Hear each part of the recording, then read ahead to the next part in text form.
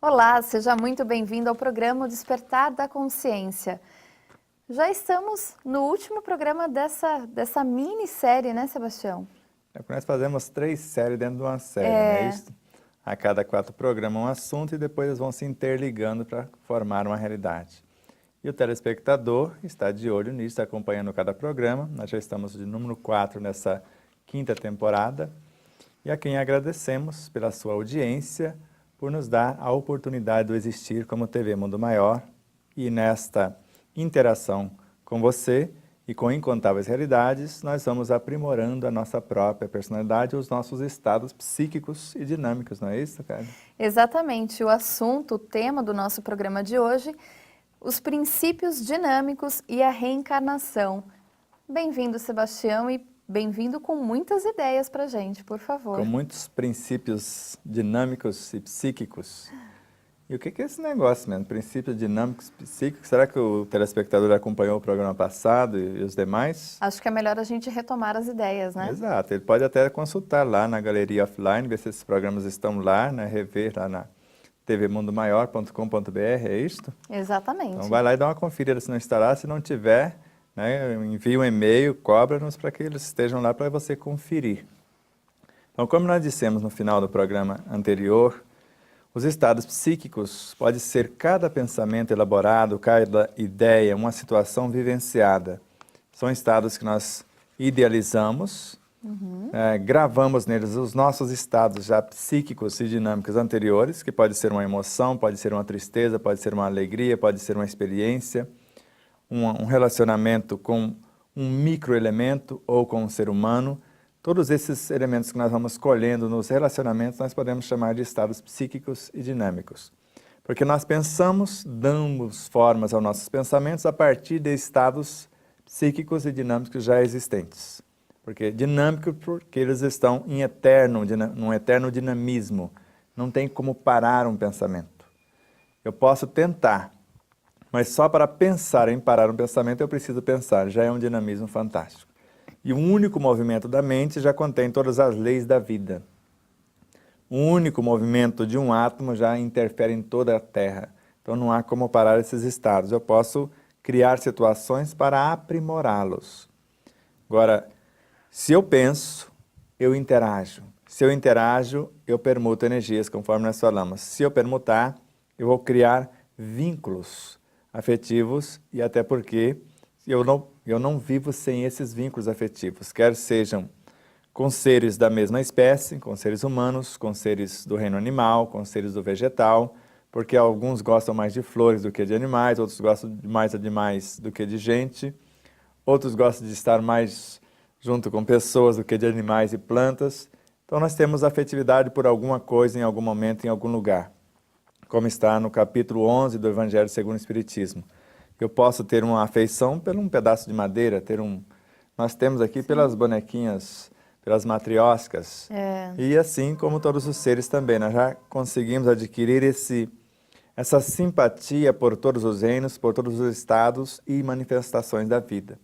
Mas não é fácil chegar a um estado e nós estamos muito longe de amar todos igualmente, porque às vezes nos pegamos ainda jogando uma folha de alface no lixo, que é um estado psíquico e dinâmico vindo na nossa direção.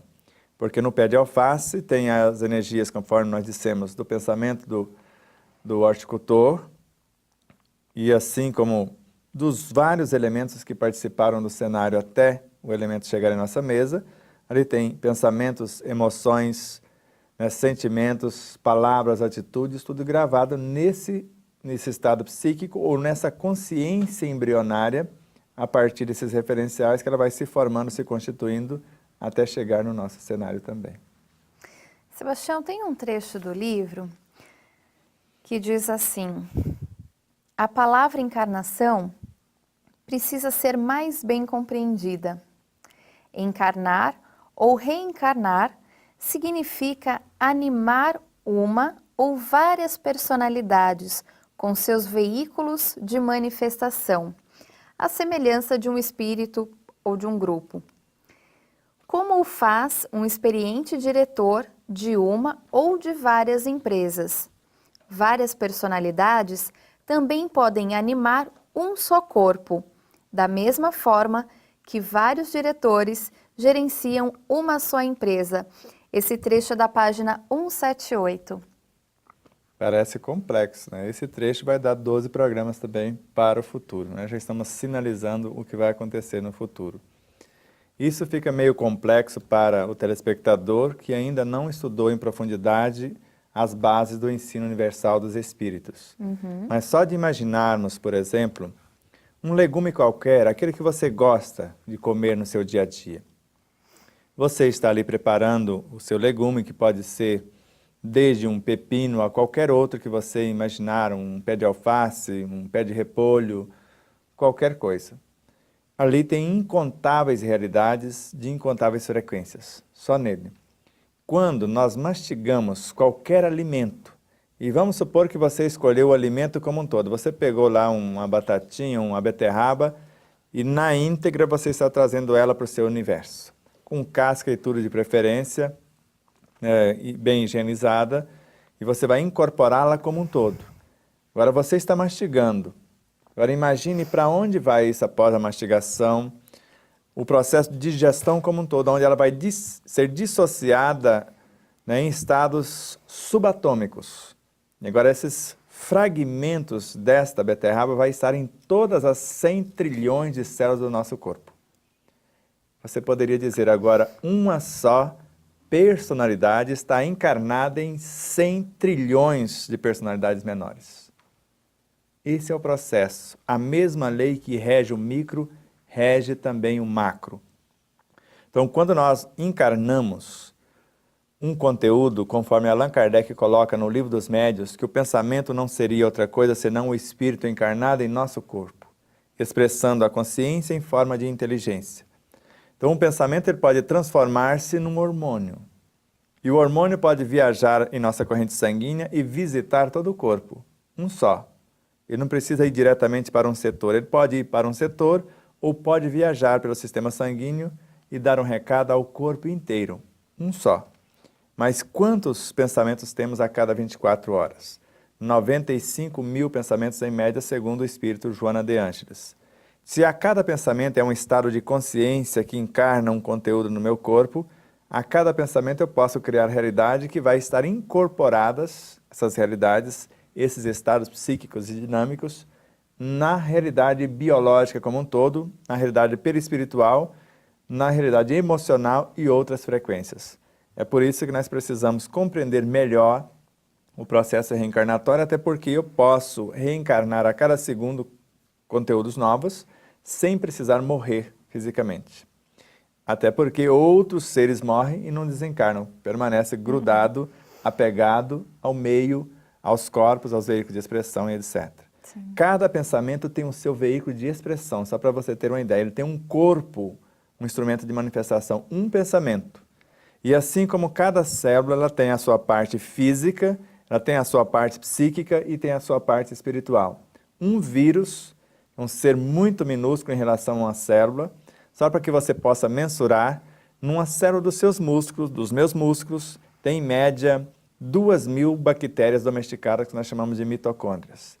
E vírus trabalham às vezes na intimidade das mitocôndrias como elementos servidores nesse universo menor. E um vírus já tem 3 cópias. Uma semelhante ao corpo físico, pode se destruir. A segunda semelhante ao perispírito, pode haver a segunda morte. Mas ninguém consegue destruir a terceira, que é a consciência do vírus, porque ele está a caminho também da evolução. Então, para começar o nosso assunto, acho que já tem informações bastante abrangentes. Sebastião, mas como é que várias personalidades conseguem adentrar em um corpo só?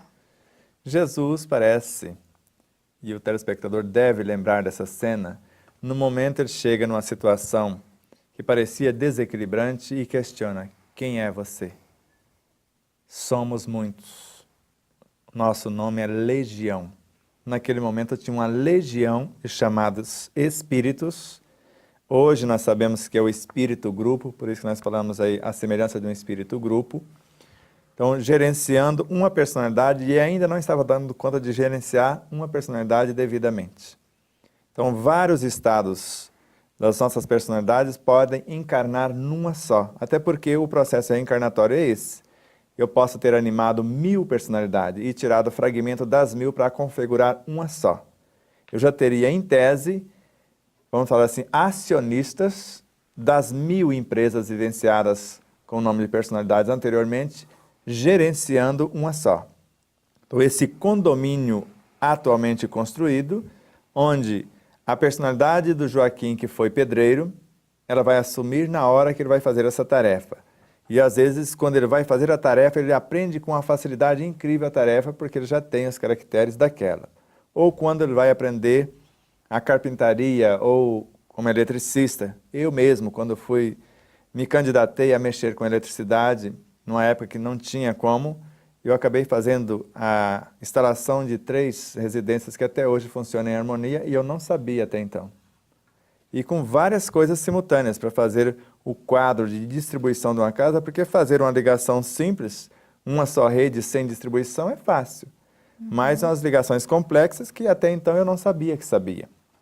Mas naquele momento, como se fosse a eclosão do eletricista experiente, e nós tiramos de letra na situação. Então, várias personalidades, até porque nós falamos dos vários estados psíquicos, né, e dinâmicos. No programa anterior já começamos a falar disso. Gerenciando uma realidade. Então, isso não é difícil perceber, até porque Leon Denis provou a troca de personalidades. Assim como Gabriel Delany, também Gustave Gelé e vários outros da época de Kardec, a começar pelo próprio Kardec, dentro do mesmo espírito, dentro da mesma realidade. Então, no próprio espírito, estas facetas, e agora elas sendo substituídas, assim como um empresário pode trocar dentro das suas empresas os diretores das suas empresas, ou gerentes de setores, ou gerente da empresa como um todo. No espírito é a mesma coisa, a mesma lei que rege o micro, rege também o macro. Então, a mesma lei que se usa no meio das indústrias, das empresas, de uma forma geral, dessas gerências, existe na nossa própria realidade, até porque tudo é cópia de tudo. Tá bom, Sebastião, vamos para um rápido intervalo, voltamos daqui a pouco.